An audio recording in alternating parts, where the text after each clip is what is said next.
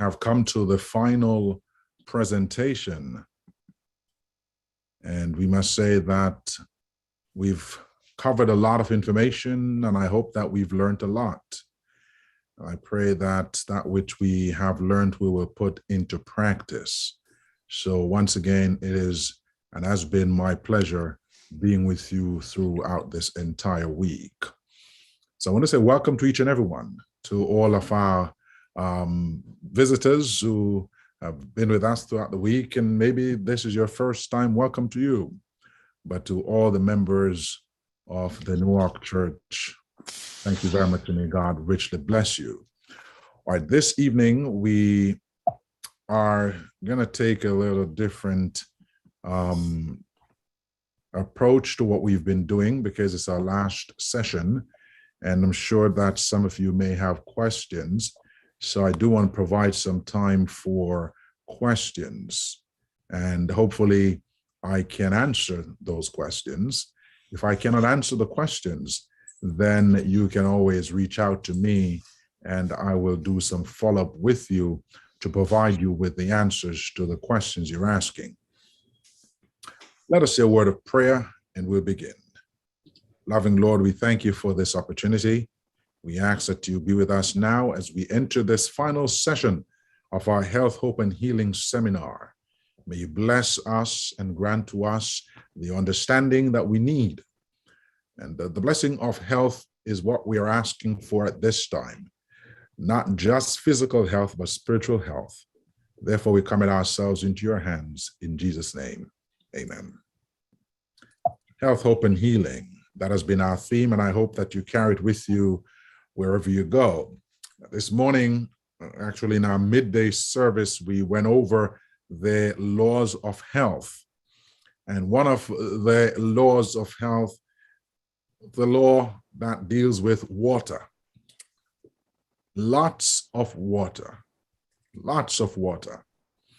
Now, we must understand that water is essential to our survival.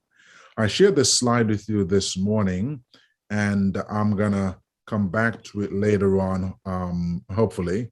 But what I want to identify is the fact that we are composed of plenty of water.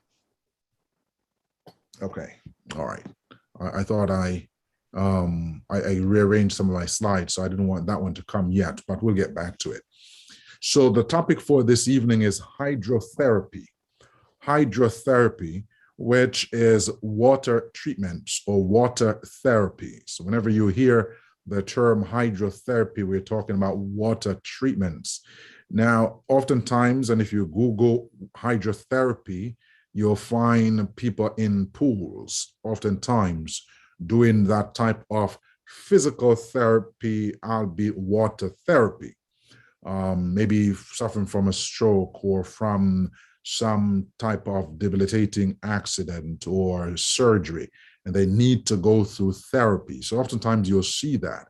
But we won't be talking about being in the pool when we refer to hydrotherapy. We'll bring it closer home. And the pictures on the screen should give you that sense that we'll be talking about things that are applicable to us at home. What we try to do when we are teaching health is to make it practical, because if you cannot do it at home, it really will not benefit you. Therefore, we try to bring it home. So like this morning for Sabbath school, we spent our time looking at garlic and the medicinal benefits of garlic, a food that pretty much everyone indicated that they had at home or they still have at home. So we want to make it practical and applicable. So when we think of water, think of your bodies and our bodies. Well, we know for a fact that we are made up mostly of water. Some slides, some studies will give different numbers. For example, looking at the screen, you have where not all the numbers are the same. Some match up, but not all of them are the same. But it's all right, because we are, pretty much the same. So we have maybe 60 to 70% of our body's makeup is water. One of the slides has skin, the other doesn't have skin, but you get the idea. We are primarily made up of water, not juice. If anyone got the notion that we're made up of juice, we're not. And so to the children, primarily, we're not made up of juice, we're made up of water. First, I'd like for us to look at benefits of hydrotherapy. I'd like to break it down so we understand what it is, and then we'll do some practical things with hydrotherapy. What is hydrotherapy? All right. So I'm going to ask for someone to read for me the first paragraph under the question, what is hydrotherapy? I want to get some interaction this evening. Can someone just unmute your phones or your device and read for me that first statement under what is hydrotherapy? Hydrotherapy or water therapy is the use of water, hot, cold, steam, or ice to relieve discomfort and promote physical well-being. Water can be used either on its own or with added herbs or muds. All right, thank you very much, Pastor. So I hope that you are somewhat formulating a proper idea of what hydrotherapy is. So it's a use of water. It could be hot water, it could be cold water, it could be steam or ice. And the purpose to relieve discomfort and promote physical well-being. That's why we are doing it. Relieve discomfort, promote physical well-being. It could be water by itself, or we could add herbs to the water to make it even the more effective. Now, I'm going to ask a question and maybe a couple of responses. Scour the Bible through your mind's eyes and identify a couple of times or so when water was used for healing. Just give me one at a time. If one person, I don't want you to give me all of them. I want to get as many people involved as possible. So give me one. No, I didn't hear that. Naaman. Naaman the leper. All right. And we all are aware of that story when he was sent down to the Jordan River to be healed. Now, I made a statement before, not this evening, but throughout the week, that the Bible declares that we have no healing remedies. Let me ask you this question. Do you really believe that the dirty Jordan River healed Naaman?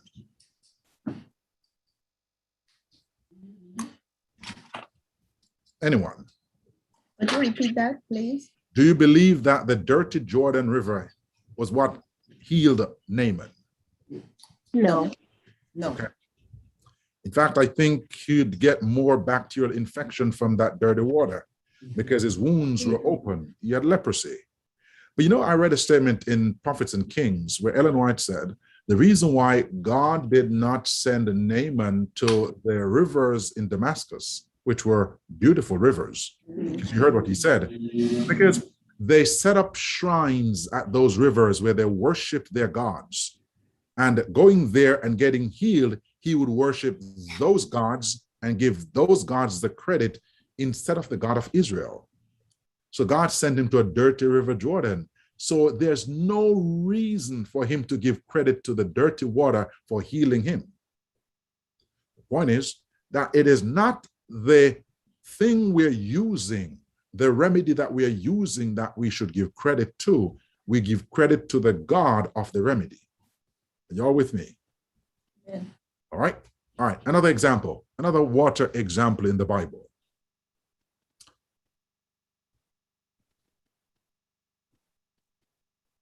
Anyone?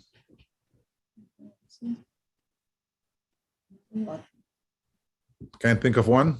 Another? I know it's there. I know it's there. The pool of Bethesda. The pool of Bethesda. The pool of Bethesda. Remember that lame man? And every time he tried to get up to go into the pool, someone stepped before him when the water was troubled. Now, legend tells us that an angel came down and troubled the water. But By some account, it was identified that there was a spring that caused the moving of the water. And springs have minerals, like one of those we have in Jamaica in St. Thomas, Bath, where lots of people go to relieve themselves of some of the discomfort and the pain and all of those things. We have Milk River Bath in Clarendon. The point is that that was used and people believed it and they received blessings from it. That's why they continued to do it. Let's take one more. Is there another example in the Bible of water therapy? Water being used for healing. You're racking your brains. We're thinking hard. I can imagine the smoke coming through your ears. All right, I'll cut you some slack. There was a certain blind man. You all remember that? Blind Bartimaeus. How Jesus spat in clay, put it on his eyes, and told him to go wash in the pool. You all remember that? The point I'm making is that we see examples of water therapy in the Bible, where the natural things of nature are used. All right, let me have someone else read for us. Hydrotherapy is used to treat many illnesses and conditions, including, someone continue to read for me. What are some of the conditions that it treats? Acne, arthritis, colds, depression, headaches, intestinal problems, joint, muscle and nerve problems, sleep disorder, stress relief and relaxation. Thank you very much. All right, so as you're looking at the list of illnesses and conditions that we will use hydrotherapy to address, you can say, maybe I have this or I have that, and maybe I'll be benefited from using hydrotherapy. Again, we're talking about using hot, cold, steam, or ice to relieve discomfort. What can be achieved by hydrotherapy? Let me have someone else read that section for us. What can be achieved by hydrotherapy? Let's have another reader.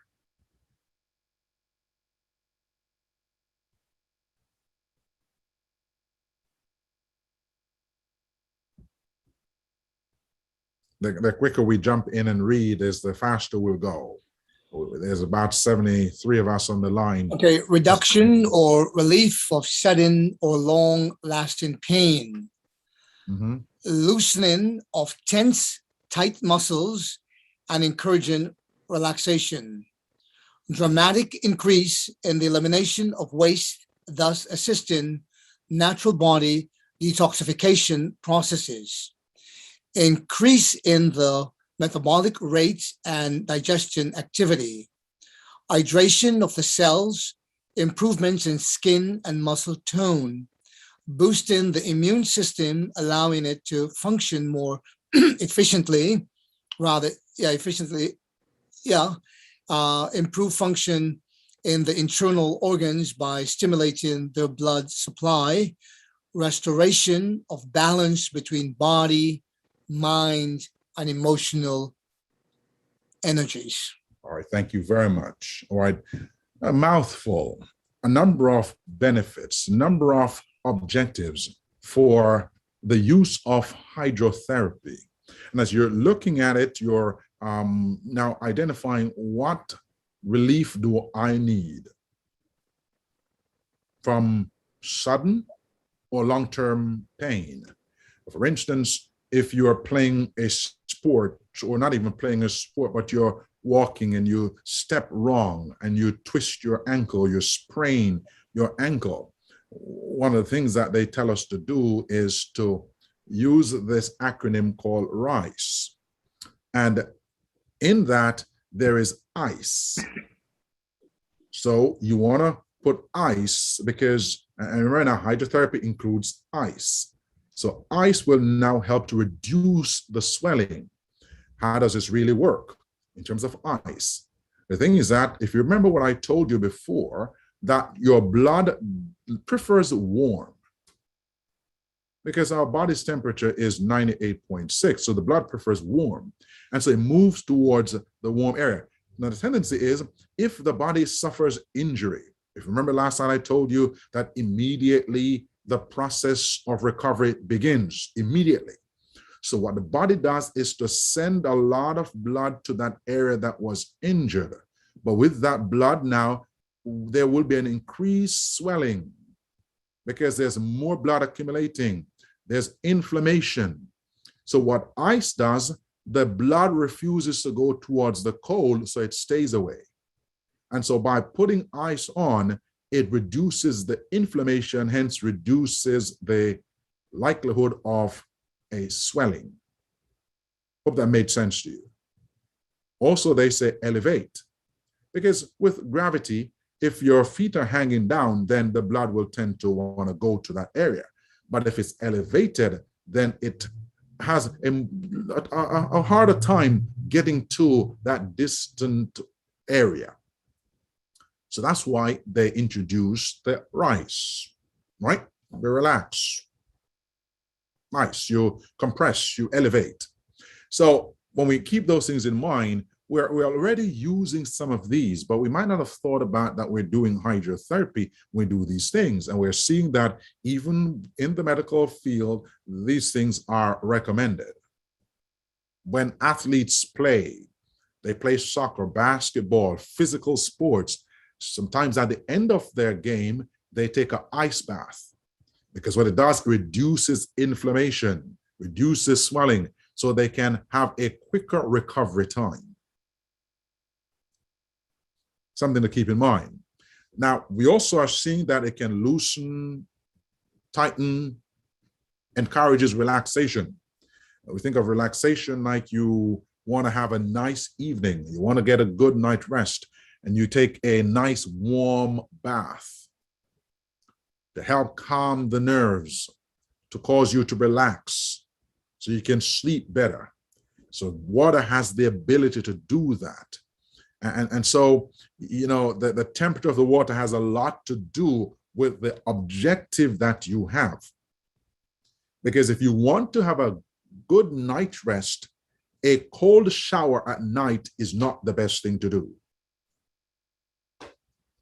And a very hot shower is not the best thing to do either. But lukewarm water, tepid water is better, but more so in a bath, it is much better because it calms the nerves, it calms the circulatory system. It just brings the body down so you can rest more peacefully. Detoxification, we can use it for detoxification.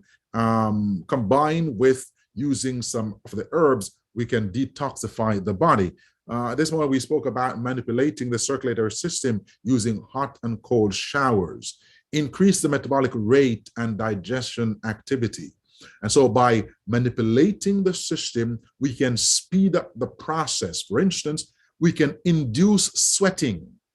And I'll give you one of the methods that we can do that, because for instance, and let me explain this to you, Saints, so that you can understand how disease works. For instance, and even with this coronavirus that we're battling with, it's just a natural process in our bodies. But let's use the common cold for an example, or the flu.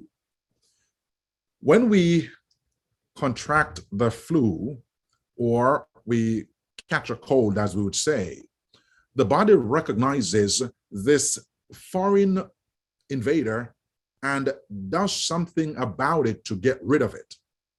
I want you to note this. So as the thing comes in, the virus comes in, the body sends out antibodies, sends out its soldiers to quickly arrest this thing so that it does not become pervasive. And so what it does now, it starts to trap this invader. If it's a bacteria, then we have macrophages that do the same thing, and they try to eat up the bacteria. We have different types of white blood cells. So the point is that it tries to get rid of the thing that came in. In an effort to get rid of it, here are a few things that happens. The body decides, I'm going to try to get it out through the nostrils. So you start sneezing. That is not working fast enough, and it's not coming out. So the body starts coughing. So we're sneezing, we're coughing in an effort to expel the thing that came in. Now, coughing and sneezing, not getting the job done quick enough. The body says, well, I need to do something else to kill this virus or to get rid of this virus. And so the body, through the hypothalamus, turns up the temperature. That we call a fever. Fever is not working. We're sweating, yes, we're trying to burn things up. The body says, I gotta get this thing out. So it opens up the back door and causes us to have a diarrhea. Now, I want you to be honest with me, saints, and tell me, and I want you to respond in the chat. What do we do at the first sight of sneezing, then coughing, fever, and diarrhea? Put it in the chat, or you can even unmute your device and tell me, what do we do in response?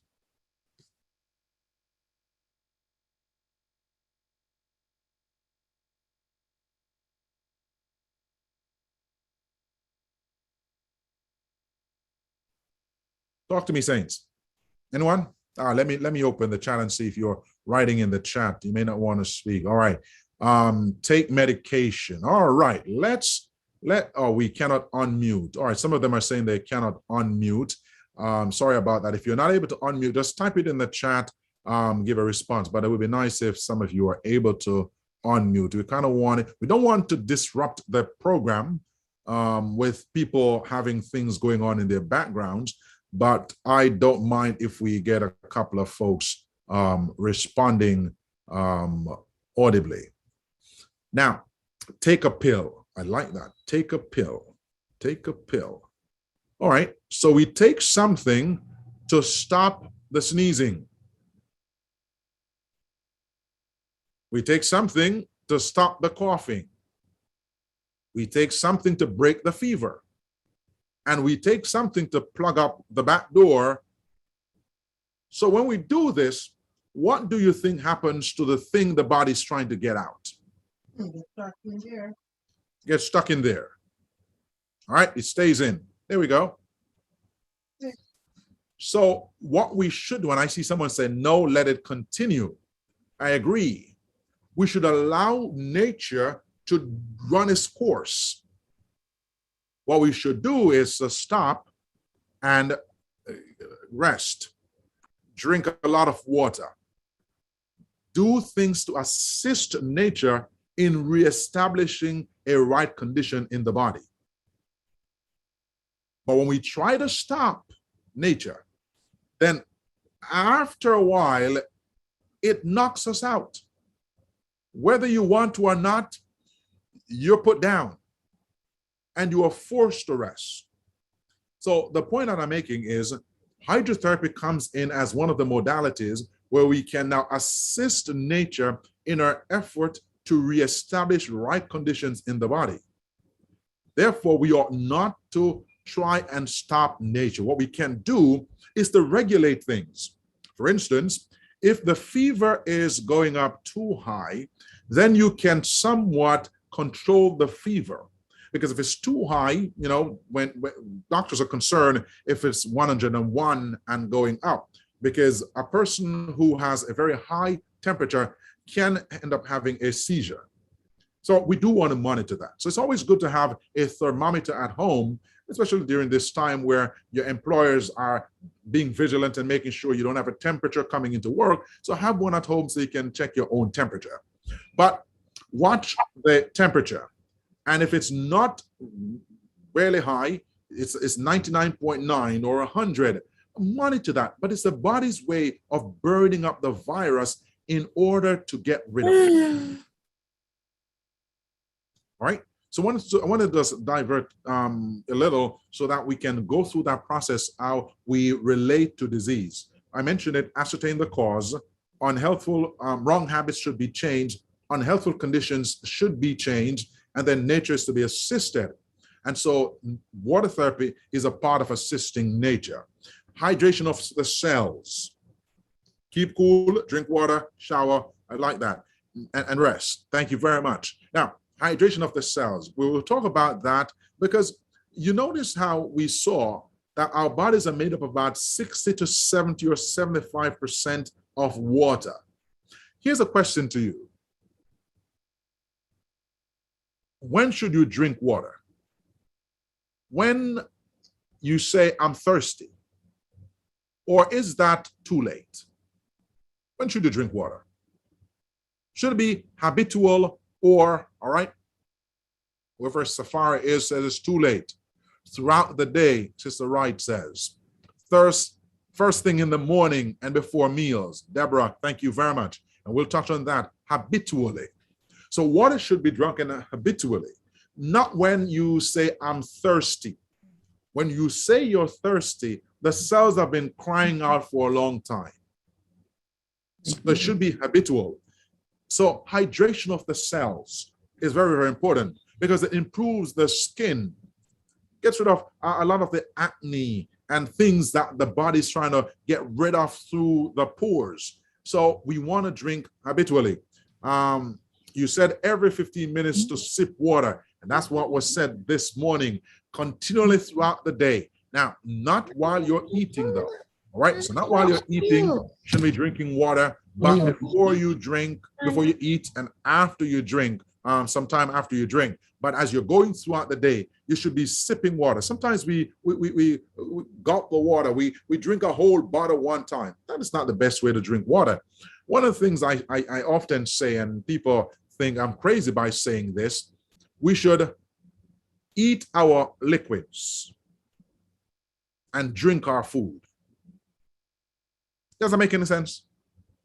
If you find it to be ridiculous, just say, makes no sense. But if it makes sense to you, say, makes sense.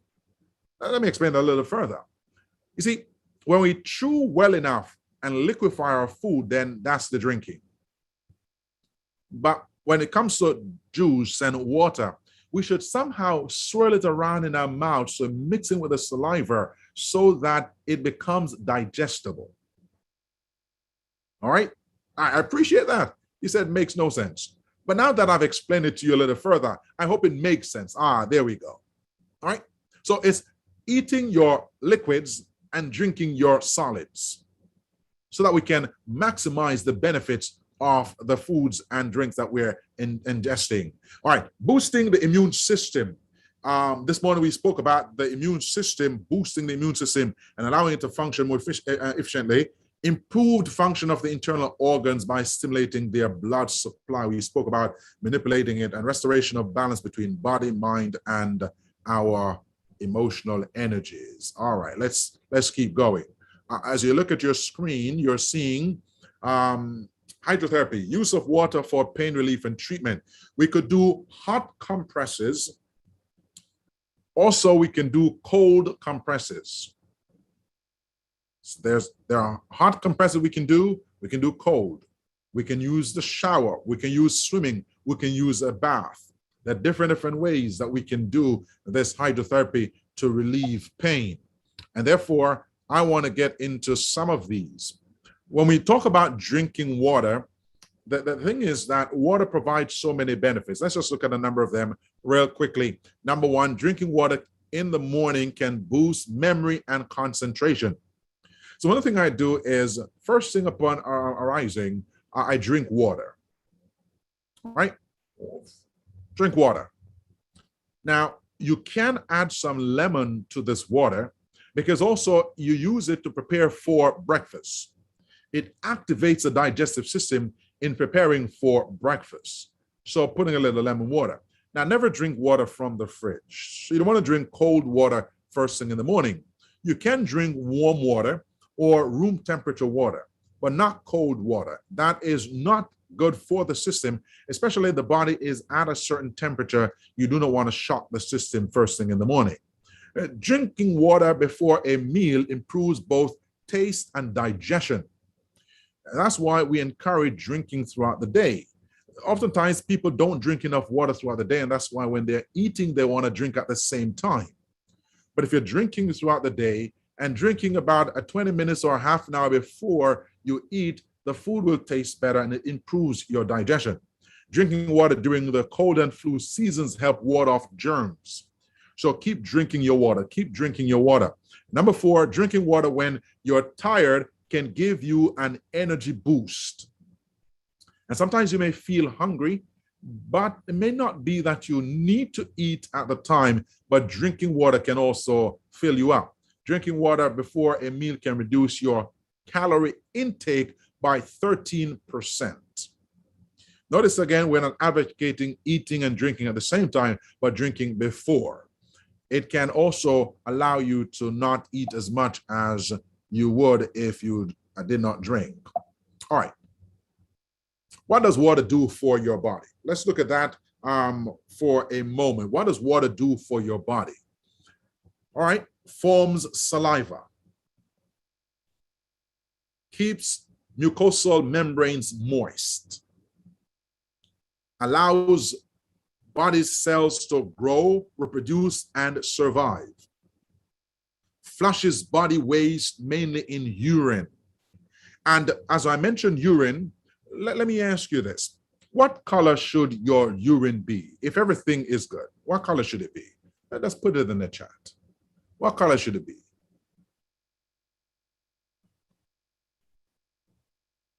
Waiting for an answer. Clear. All right. Yellow. Clear. All right. Almost clear. Clear. Yeah, right. Light yellow. All right. Very good. It's in that ballpark. All right. Doctors won't have a problem if it's yellow, but depends on the type of yellow. If it's too dark, then that is a problem. Clear would indicate indicate that you've drunken a lot of water, but may not have drunken the water as you ought to, the way you should. And so drinking the water, and if it comes out as you've drunken it, that may not be the best thing either, but it should have a color to it, but a tinge of yellow, so that you're knowing that you're flushing the kidneys and you're getting out impurities through your urine. All right, so we want to drink water, but if it's really dark, if it's really amber, then that is an issue that you're not drinking enough water. And also if it is cloudy or smell, that's an indication that something is going on. So these are things that you can pay attention to. If you remember the other night, we spoke about your poop and you, as we were able to examine what is going on with our digestive health, looking at our poop. Well, you can look at your urine also and tell maybe what is going on with your urinary system. The frequency of urination is a telltale sign that maybe something is going on. Burning when urinating is also another sign. So these are things that you should pay attention to. And if these things are happening, do seek some medical advice. I always encourage going to the doctor if you have issues, if you're identifying issues. Let them diagnose what the issues are. And if these are things that you can take care of at home, then take care of it. But if you don't know what you're taking care of, then there's a problem. So I know some of us don't like going to the doctor, especially the men. But go and find out what is going on. Do your yearly physical so you can be told that maybe you have hypertension or maybe pre-onset of diabetes, so you can make changes to prevent it from happening. So it's important to know. The more you know. All right, lubricates our joints. One of the reasons why, and what we look for to when we're talking about arthritis, we often ask people how much water you're drinking. Because water lubricates the joints. The cells are immersed in that liquid gold that is in the joints, the synovial fluid. Well, water contributes to that. Water is a major component of most body parts. We've identified that already. Not only that, but we also find that water needed by the brain to manufacture hormones and neurotransmitters. Regulates body temperature, sweating, and respiration. And the more we're sweating, so we're in the summertime, 90-degree weather this week, the more we're sweating is the more water we should be drinking. In the wintertime, we're not sweating, we're not perspiring as we do in the summertime. So the number of water that we drink may go down, but when we're sweating profusely, we should really increase our water intake. And one of the ways that we determine how much water should be drunken, and it's not a hard and fast rule, but one of the ones we use is to divide our body weight by 16. And whatever that number comes out to, it is a suggested amount of cups of water that should be drunken. All right? Give you an idea of how much your body needs, because the more tissue we have, the more fat we have in our bodies, the more blood vessels are being created, and therefore we need more water to keep the blood, the viscosity of the blood, in a way that it doesn't clog the vessels and it doesn't become too viscous, and then it slows things down and the nutrients don't get where they're supposed to get to, and the waste doesn't get out of the system. So we need to keep the blood at thin so that it can move about more freely. Acts as a shock absorber for brain and spinal cord. We have cerebrospinal fluid, converts food to components needed for survival, digestion, helps deliver oxygen all over the body. All right, so we're going through a lot of uses or benefits while we drink. Now, benefits of the hydrotherapy: water, hot water is relaxing. It stimulates the immune system. Tepid water, stress reduction. Cold water, reduce inflammation. So again, I'm repeating some of the information because I want to make sure that you're getting it. And as we repeat, it's like reinforcing the knowledge. So again, hot water, relaxing, stimulate immune system. Tepid water, stress reduction, so it calms things down. And then cold water, reduce inflammation. Alternating hot and cold water can stimulate the circulatory system and improve the immune system. Adding herbs and essential oils to water can enhance its therapeutic value. Let me ask the class, can you name me some essential oils, some of the oils that we use in a therapeutic way? Let me look at the chat again. Name me some of the oils that we can use. What are some of the oils? I suppose lavender oil, yes. All right, same. All three wrote the same one. Tea tree oil, rosemary. Very good. And there are numerous oils. Now, one of the oils that I shared with you this morning, the peppermint oil. The peppermint oil I shared with you this morning in terms of making nature's penicillin, that it should be added to because it brings a lot of oxygen. It produces a lot of oxygen, and oxygen promotes life. One of the things that has been discovered when it comes to, there's a question here, when you divide your body weight by 16, the answer you receive will be in cups. Yes, it will be in cups. Yes, thank you for that question. So Jillian is talking about aromatherapy, which we're incorporating the essential oils with water therapy. And sometimes we somewhat, put these oils in a way where we can have them give off the aroma. It also helps with relaxation. Eucalyptus oil, and the list goes on and on. The point is that when we use these oils, they can contribute to the therapeutic value of water therapy. All right, let's keep going. I want to give you some practical examples so you have something to work with at home. Before we do that, though, I want to go over some of the rules. There are rules to application of water therapy. Now, first of all, we do want to assess the problem and set goals of treatment. So assess the problem, set goals of treatment. What is my objective? Do I want to relieve pain or reduce inflammation or induce sweating because I'm always cold and I need to amp up my body's temperature? Do I want to get rid of a headache, a muscle pain or strain? What is my objective? So assess the problem. Now, there are a few things that we should keep in mind when we are assessing the problem.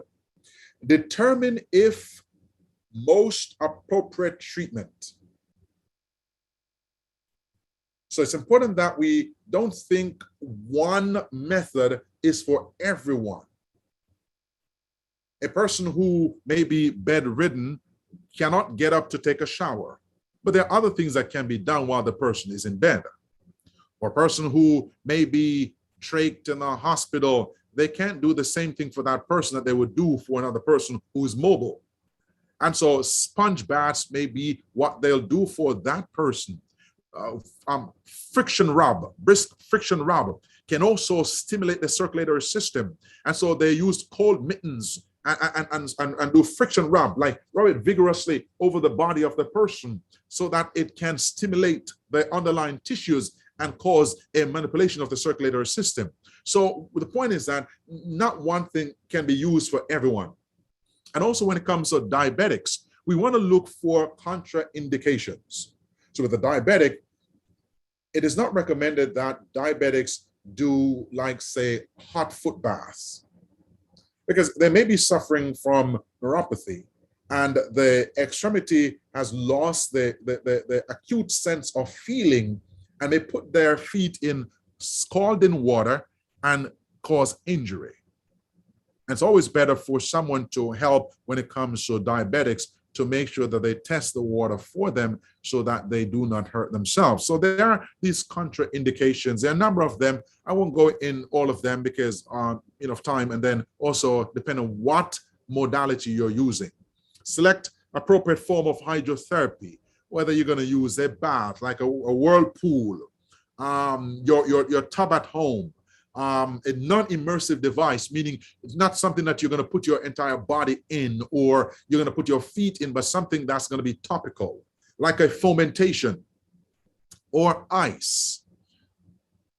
Explain the procedure. If you're going to be helping someone, explain the procedure to them and the purpose and the sensations that they should expect to be feeling, and apply appropriate form of hydrotherapy. And then you want to assess the outcomes. If you're doing it for yourself, you do want to assess your outcome. And then if you choose to, you can document the results.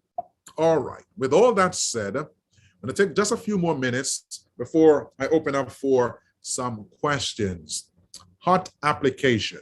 So if you look at the screen, there are different types of hot applications that are being used.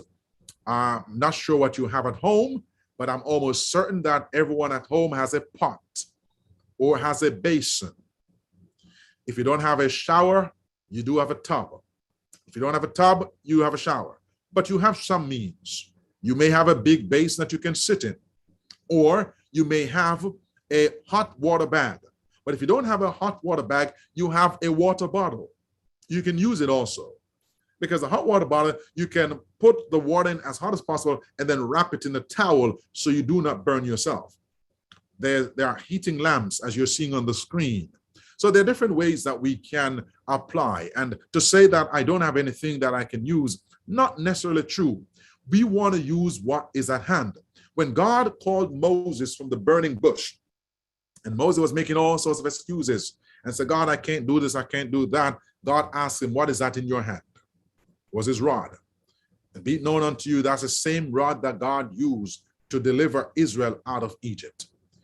We have at our hands already the things that we can use to help us recover from disease. That's why we try to make it so applicable and practical that you can use the things you already have in your homes. So let's start with steam inhalation. Steam inhalation therapy. All right? Steam inhalation therapy. What is this? So steam inhalation therapy is helpful for relieving the congestion of bronchitis, common cold, respiratory, and sinus conditions.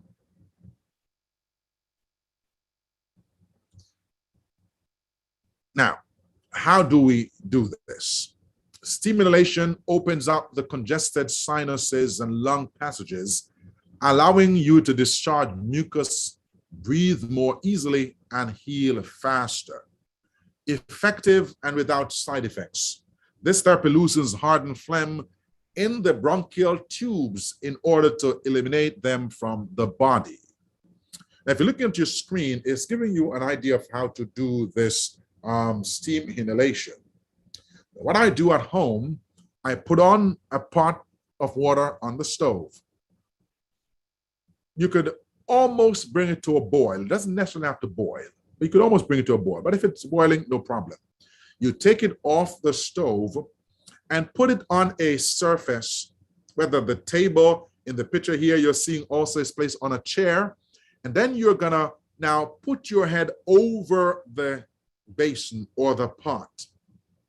But before putting over it, you want to add maybe some drops of one of those essential oils, peppermint oil, eucalyptus oil, because especially with the peppermint oil, because of its effervescent effect, it increases the oxygenation. And so as you are inhaling the steam, it goes in through the nostrils and start breaking up the mucus, the congestion that is caused from the cold or the sinusitis that you're suffering from. It drains the sinuses. And so what you do, put your head over this hot pot or basin, use a towel to cover your head as you're seeing in the picture on the screen. And you now stay over it for as long as you can tolerate it. Do not stay for 5 minutes or 10 minutes. That is uncalled for. You can really harm yourself, especially if the water is hot. So you want to pull away, get some fresh air, and also have a rag available or tissue or paper towel or whatever you want to blow your nose. Because I'm telling you, you will start find where it's breaking up mucus and your nose will start running. Repeat the process as many times as you are comfortable. You can add water to it if it's getting too cold, but usually we go for about 15 minutes, so we don't go forever. And then we repeat the steps or the process as often as we need to until we get the desired relief. So let me throw it out to to everyone. Is there anyone who you've tried the steam inhalation and it has worked? Let me see some responses. All right. Super. Very good. Yes. Julian said, yes, I've used it. Anyone else? I personally, I've used it several times, so I know for a fact that it works.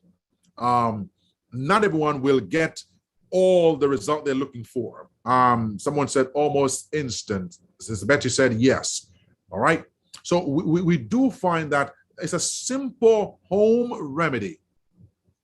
Should you have a cold towel close up to close up the pores? And that's a question that's being asked. Should you have a cold towel to close up the pores? You don't need a cold towel. You're using a big enough towel that will create like a tent over the basin. All right. But you don't necessarily need to close up the pores when you're done, because it's just your face that is being exposed to it, not the entire body. We'll talk about the entire body one shortly, but this is your face. But I don't encourage that you do this and then go outside in the cold air. Most of the times when you do these therapies, it should be done when you can take a rest afterwards. All right. And Dave said, no, it works. And my kids also. All right. Very good. And we do it for the children. We try some of the remedies here on the children. But I know for a fact that it works. So I can testify to that one. All right. Let's look at something else. Now, what I want to create with you is what we call, and when I was getting trained as a medical missionary, these are some of the modalities that we practice. A Russian steam bath. Did you know you can create your own sauna at home? You don't have to leave your homes and pay money to have your own sauna. Now, your bathroom may be a little too big for you to really heat it up with running the hot water for such a long time so that it can really get hot. And so I wouldn't encourage that, because then you'll be wasting a lot of water. But you can do it in a more economical way and a more effective way. Look at the screen. And I want you to notice all that you need. So there's a chair. And we do recommend that you not use a metal chair, because the metal chair will conduct the heat and you can burn yourself. So a wooden chair is preferable. So you have a chair. In front of the chair, you have a basin with some water. And then under the chair, you have a hot plate with a kettle. Now, this is the most effective way of doing it. most effective way. If you don't have a kettle, then you can still use a pot, but it's a little more dangerous to use an open pot. And the reason why we're using a kettle is because the kettle stays on the heat. You see the sprout of the kettle is turned towards the back. You don't want to turn it out towards the front, because then the steam will hit the back of your feet and really can cause harm. So it is turned towards the back. So these are the things you'll need, plus a nice big sheet. I think I have another slide that demonstrates it a little more as we're moving in steps. There we go. There we go. There we go. So now notice this. So you saw the things that you needed. You're sitting on the chair. Your feet is in the warm bath. The heat is going. You now wrap yourself, or have someone wrap yourself in with a large sheet. And notice it says no air pockets, because you don't want the steam that is being generated to escape. So as you have made that tent over the chair with the steam underneath, as the water is boiling, the kettle is going and the steam is coming up, it's now being trapped under the tent and is increasing the temperature, and thereby increasing your body's temperature. And you start sweating, and the toxins that you intended on having escaped through your pores that you would have gotten if you went to the sauna, you are now getting it done right at home. How do you like that? What do you think about that one? What do you think about that? And how expensive was that? You see, one of the things that we try to do, we try to not make things out of the reach of everyone or anyone. Let me say anyone. We try to make it as God wants it to be applicable to everybody and accessible to everyone.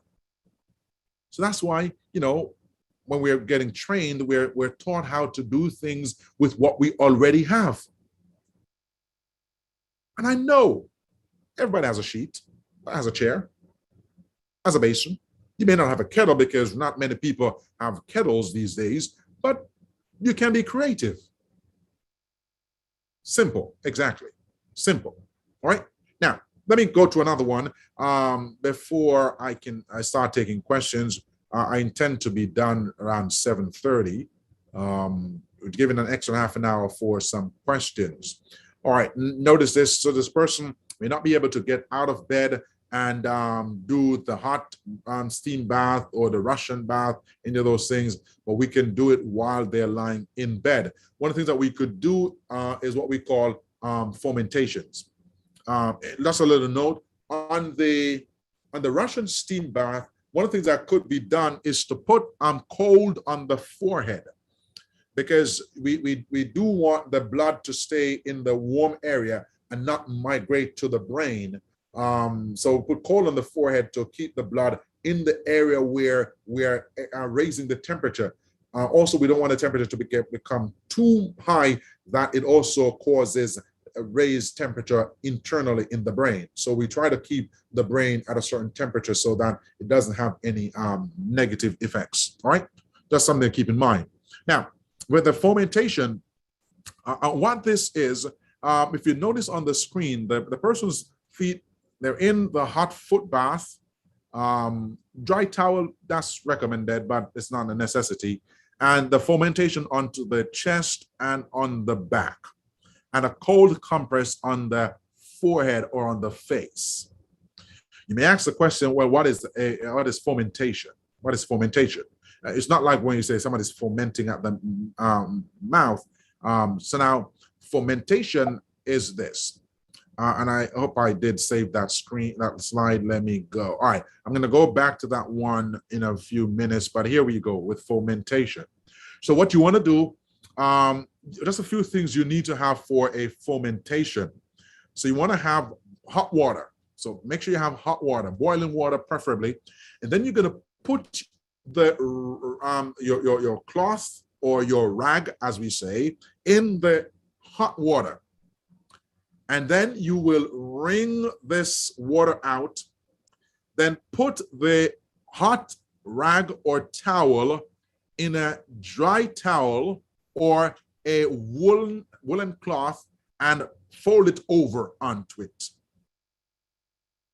So the heat is now trapped in that dry towel that you've placed the wet hot towel in or rag in. Then that is now placed over the area that you are addressing. So when you go back to this slide over here, you see the fomentation to the chest, fomentation to the back. And so that's how you do the fomentation. You put the hot inside a dry room temperature towel and then cover it up so your skin is not exposed directly to the hot towel. I hope that is clear to you. All right. And so we're demonstrating it on the screen here, and then you cover the person also from head to toe so that the heat does not escape. And again, you're putting the cold compress on the forehead. All right. Going back to this slide, you find this is hot foot bath. Examples of hot foot bath, or even just massaging your feet. I stand a lot for work, for hours and hours I stand. And so I make sure I wear stockings or those long socks as much as possible, because that in of itself helps with reducing the likelihood of having varicose veins. And it does contribute to proper and better blood circulation. But coming home and putting your feet in warm water or in one of these baths where it massages your feet, it does help to rejuvenate and to, repair the damage that is done. Some of us, we're walking all day, we're up and down, running from pillar to post. We do need that time to recover by placing our feet in hot water.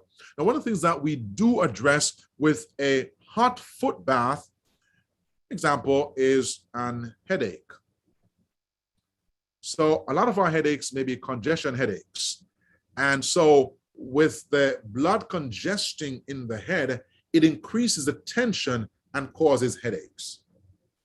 Again, blood likes warm. And so if we place our feet in warm water and place a cold rag or ice pack on our forehead, it manipulates the blood. The blood moves towards the warmer and relieves the congestion in the head.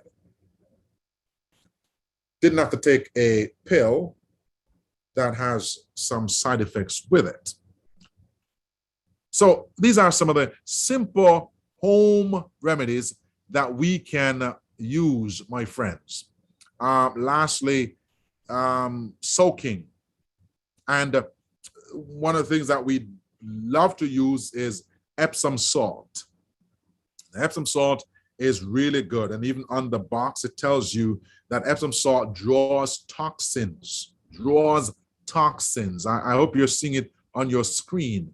Epsom salt draws toxins from the body, relieving aches and pains. Baking soda balances an overly acidic system. And we do use, let me just mention this. I probably should have provided this recipe for you in terms of, I'm not sure if Sherry is available. But maybe later on, once we start our question and answer, I can bring that up on the screen. We do have a remedy, not a remedy, but a way of boosting our immune system as we are dealing with this whole pandemic.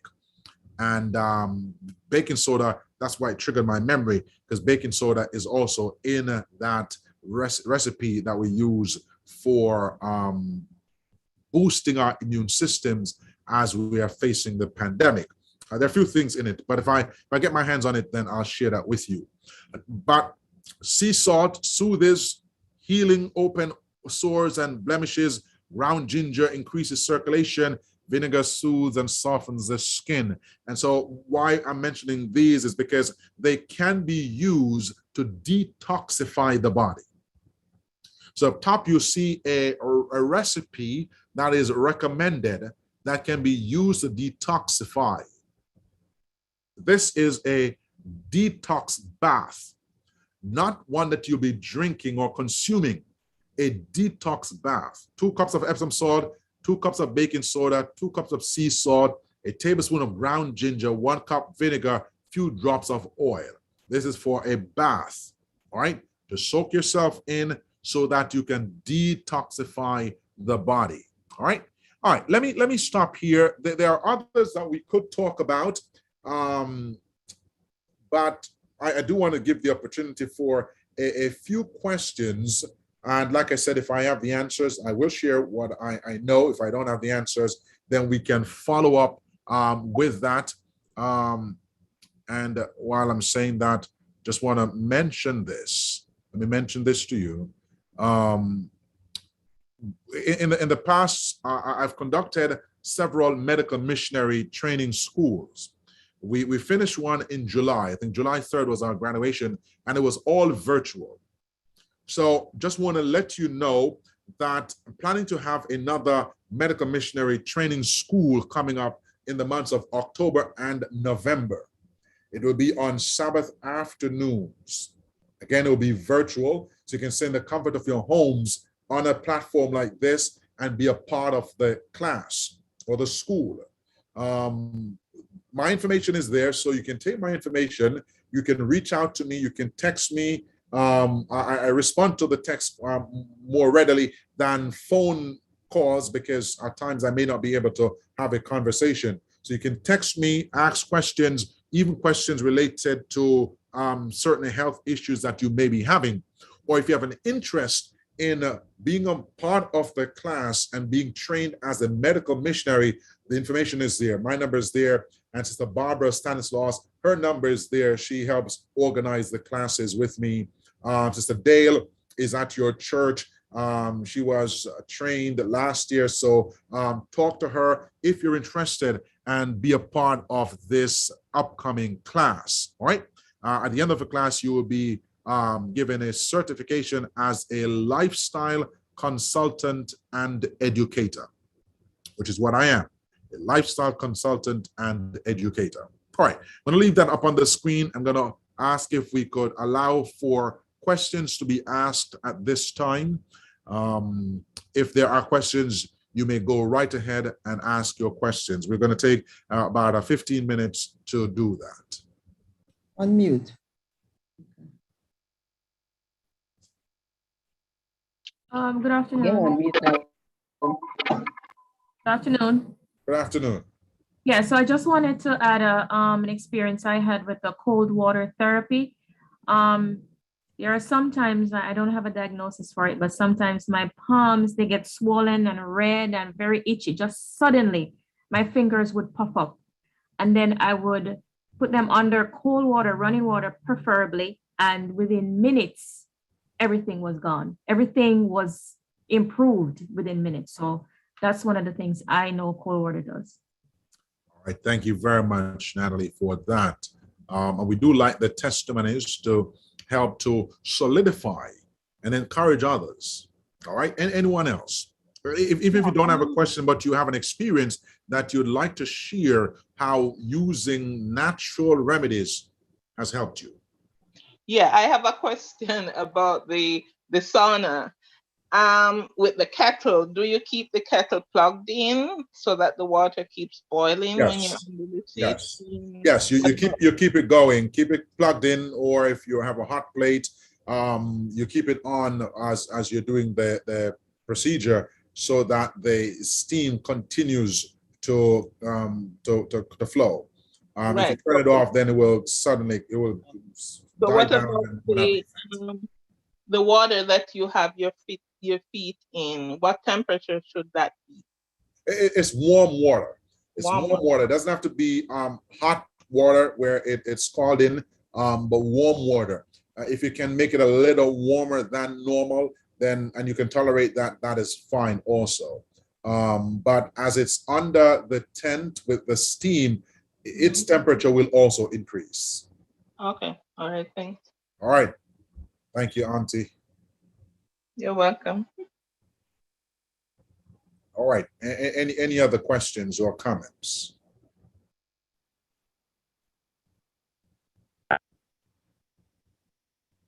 I can't see the screen, and you gave a recipe for the detox. You say 2 cups of baking soda, 2 cups of Epsom salt, and what else? And 2 cups of sea salt. Oh, 2 cups of sea salt. Yes, 1 tablespoon ground ginger or ginger powder, and a cup of vinegar, and a few drops of oil.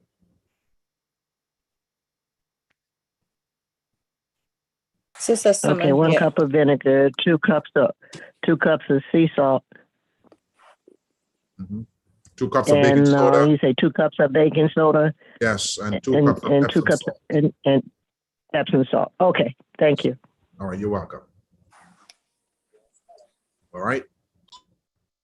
Who's next? Dorothy.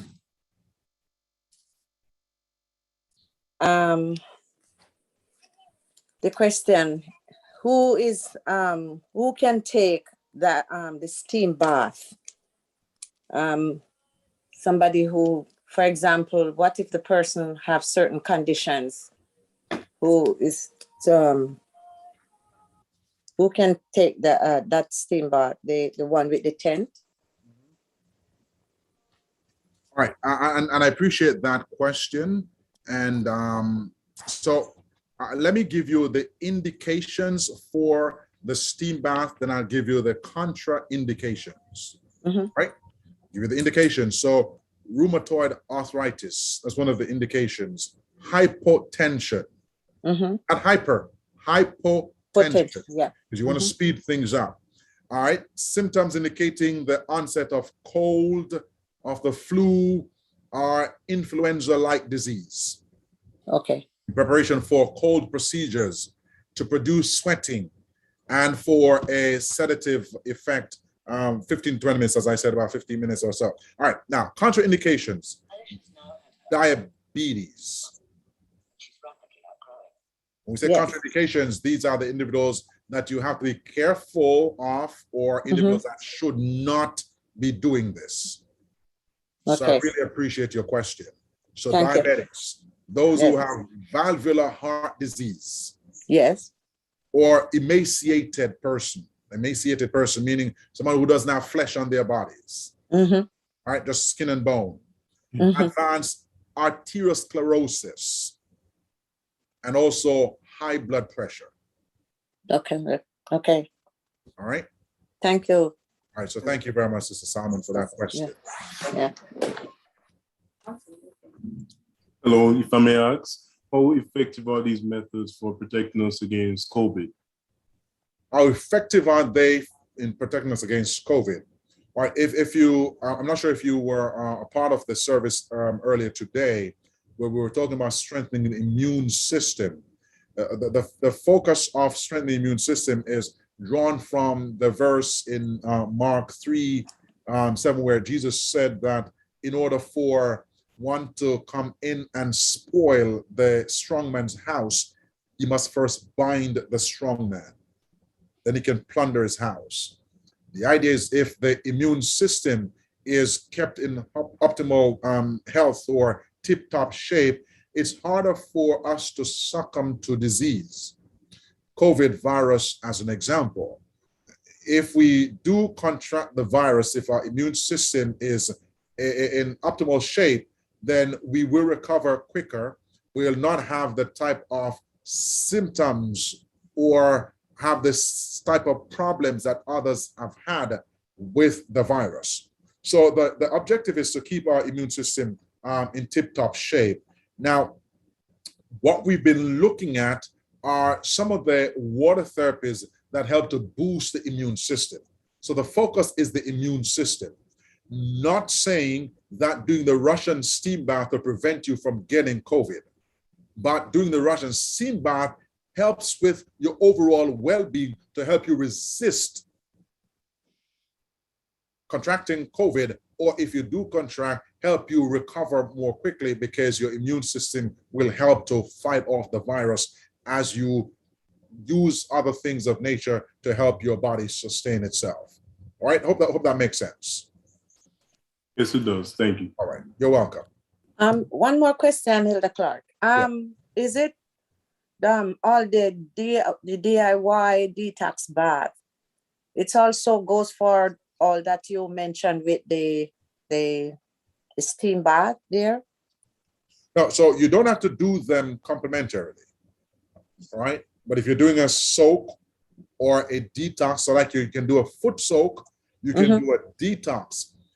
So it doesn't have to be that you do the Russian steam bath and then you go and do the soak. You may not need a Russian steam bath. You may not need a fomentation, but you may need to detox your body. And you say, I don't like the way I'm feeling. There are certain things that I'm trying to get out of my body. You're starting a new lifestyle and you want to get rid of certain impurities. Combined with this, what you could do is charcoal. Okay. Charcoal, because then charcoal will detoxify from the inside. It pulls out heavy metals and toxins and all those things. All right. So that's one of the things that you can combine with this remedy that you're seeing on the screen. Yes. So with this detox, the bad detox, is it that persons who like have kidney issues and so forth, can they do that?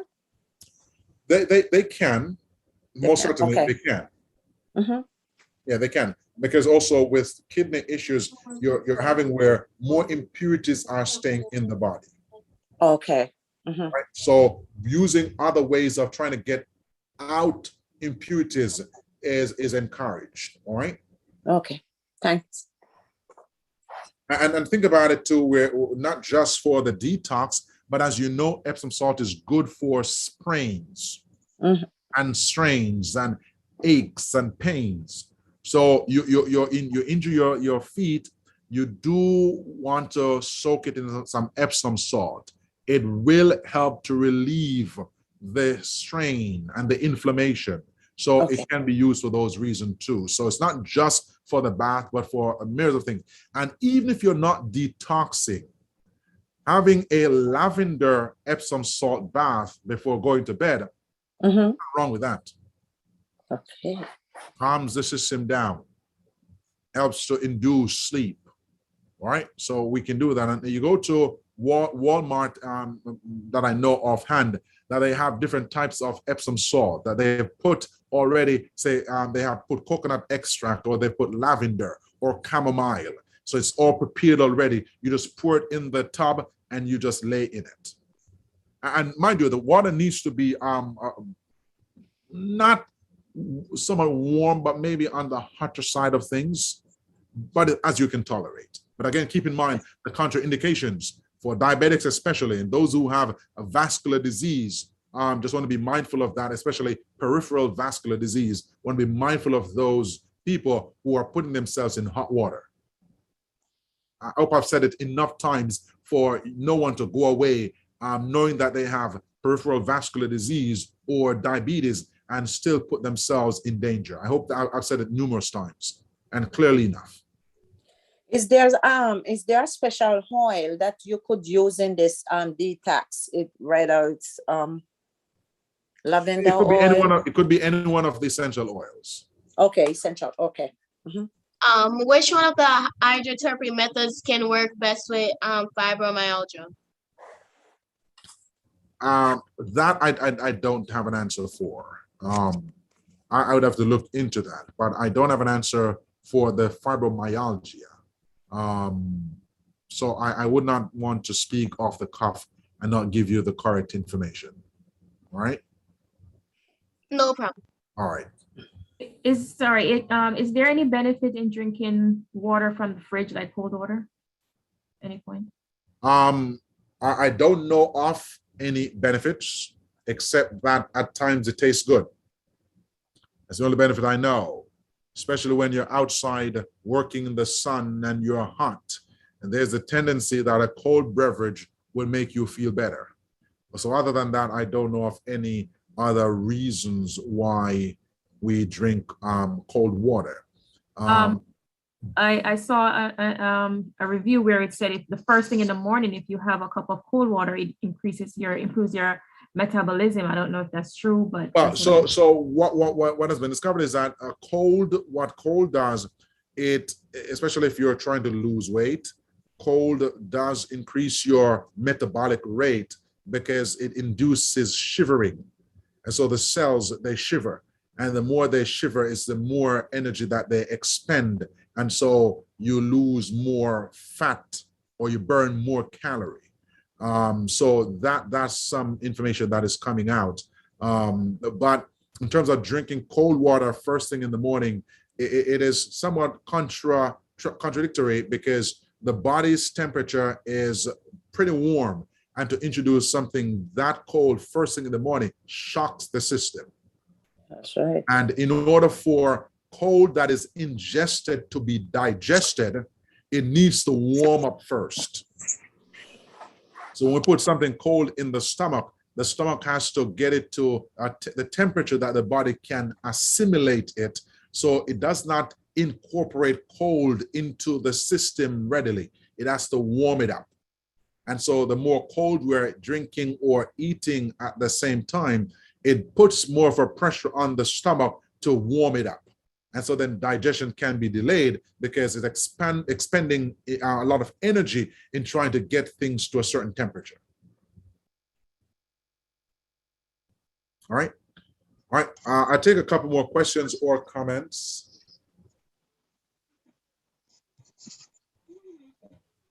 Can the food soak and detox help with food swelling?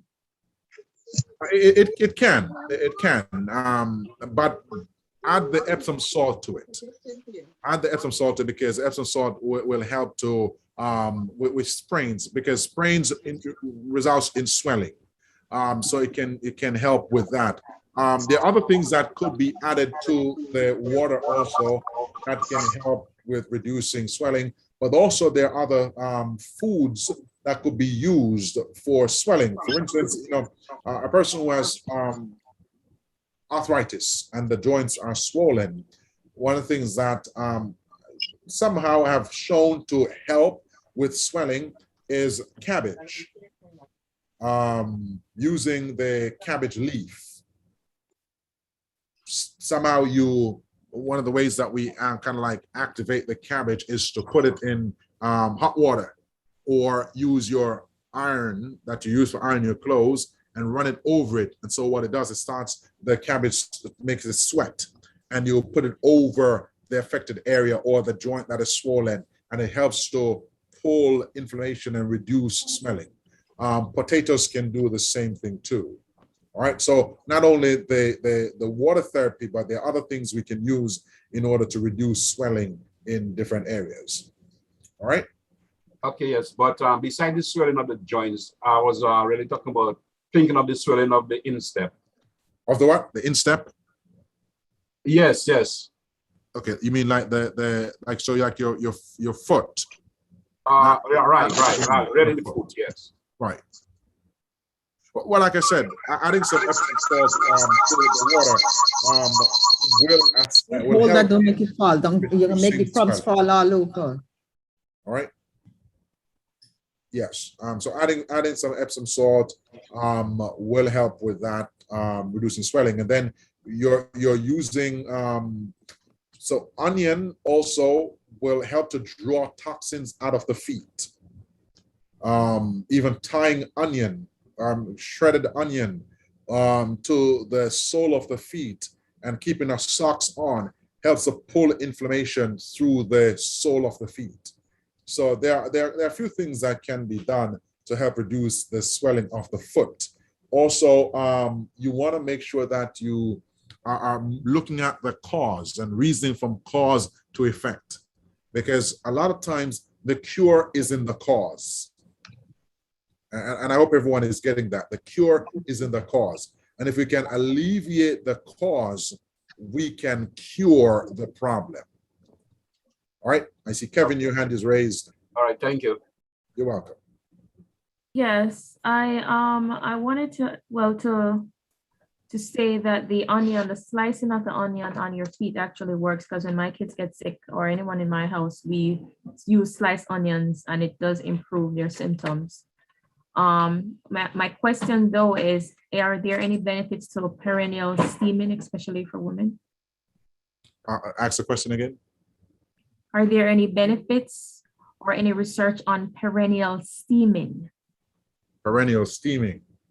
I'm not offhand. I don't have any information on that. So I'm not able to comment on the perennial steaming for women. Something to look into. So the next time, if that question is asked, then we can have a conversation on it. But offhand, I don't have any information. I see another hand is raised. I don't see a name, so I can't call your name. But if you have a question, go right ahead. All right, Jillian. Good evening, and thanks for sharing your knowledge with us. Very educational. You're welcome. Very informative. My question is, how can you eliminate water retention in the foot? Again, we go back to reasoning from cause to effect. So we go to the root cause. Yes, there's a lot that has to do with cause, and also if we are on maybe certain medications that may contribute to water retention. If you're on hypertensive medication, then that can lead to water retention, and then they try to put you on some water tablets, as we would say, to help relieve the water. So we've looked at cause to effect. If we stand all the time, then there's a tendency of pooling in the legs or in the feet. Depends on what we wear also, can cause increased inflammation in the feet. I know women like to wear high heels, and that can cause problems. Tight stockings can also prevent blood flow from going upward, returning to that, so it can slow things down and cause retention in the extremities. So cause to effect should be looked at. What you try to do is to elevate your feet as much as possible. Also, maybe a lymphatic flush needs to be done, because at times when the lymphatic system is not draining properly, we can have retention in extremities. So that is something that should be looked into. All right. I'm thinking if you have too much salt in your diet, if that. Right, well, yes. I thought about that one, but it kind of go without saying that having too much salt in the diet will also increase your water intake and stores in your cells. All right. So that's part of the reason from cause to effect, looking at what we're putting in, and maybe that is contributing, and then cut some of the things. All right. So I'll take one more question. They have few questions in the chat. Can you look? Oh, there are? All right. Let me look at that. Thank you.